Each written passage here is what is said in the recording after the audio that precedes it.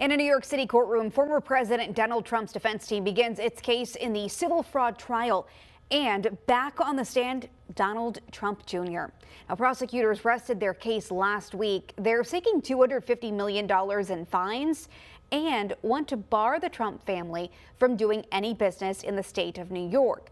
While on the stand, Trump Jr. called his father an artist, praising his real estate canvas as his attorneys launched their defense.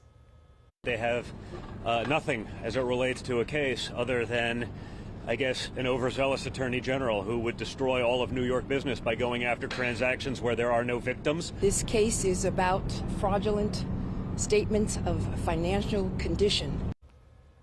Now, this part of the case isn't about guilt or innocence. The judge already ruled on the core fraud part of the trial, finding the Trump organization guilty.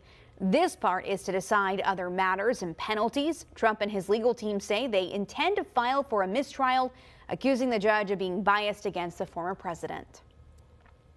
The Supreme Court is responding to mounting pressure over a number of recent reports about behavior critics say is unethical.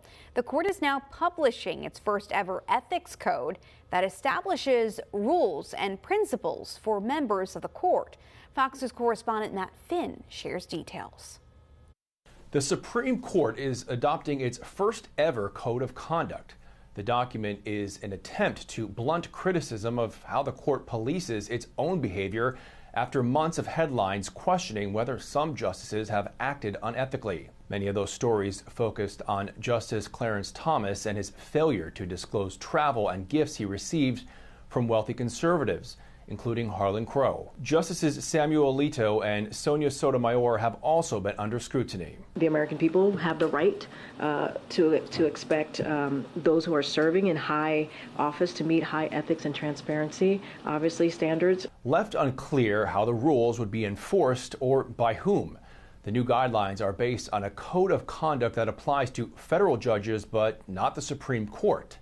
Democratic lawmakers say the code is a step in the right direction, but it doesn't go far enough in addressing the court's shortcomings. The court's new code of conduct does not appear to contain any meaningful enforcement mechanism to hold justices accountable for any violations of the code.